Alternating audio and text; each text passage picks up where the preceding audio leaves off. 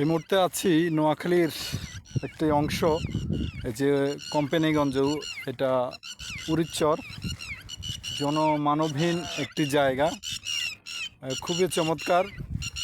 এখানে দেখেন গরুর পাল, মহিষের পাল এবং ভেড়ার পাল সহ অনেকগুলো ভেড়া, গরু, ছাগল রয়েছে এবং পাখির কলকাতান আছে। আমার পাশে যে আপনারা একটা নদী দেখতেছেন, এই যে মেঘনা নদী দেখা যাচ্ছে দূরে। এখানে চমৎকার একটি জায়গায় পর্যটন কেন্দ্র বলা যায়, পর্যটন এলাকা। এখানে আমি আসলাম আমাদের বন্ধুসহ, আমরা কয়েকজন ঘুরতে আসছি। এটা আসলে যে মুসাপুরের যে আপনার গুচ্ছগ্রাম আছে, গুচ্ছগ্রাম থেকে যে বোটে অথবা নৌকায় করে এখানে আসা লাগে। তো আমরা আসছি এখানে। আসলে খুবই চমৎকার এই জায়গাটা, আসলে দেখলেই ভালো লাগে, মন ভরে যায় একদম। আপনাদের মনে হবে এটা আসলে একটা নোয়াখালী না, এটা একটা সুইজারল্যান্ড মনে হবে।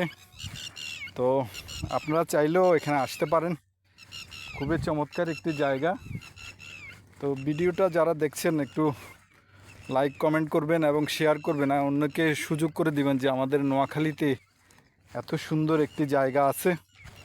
আমরা আসলে এটা নিয়ে গর্ববোধ করতে পারি যে খুবই চমৎকার, একদম যতদূর চোখ যায় খুবই চমৎকার। আপনাদেরকে দেখাচ্ছি, এই যে খুবই চমৎকার একটি লোকেশন। মনে হয় না এটা আমাদের বাংলাদেশ বা আমাদের নোয়াখালী, মনে হবে এটা আসলে বাইরের কোনো জায়গা। এখানে আছি আমি, এই যে আমি আপনাদেরকে নদীটা দেখাচ্ছি, এই যে চমৎকার একটি নদী।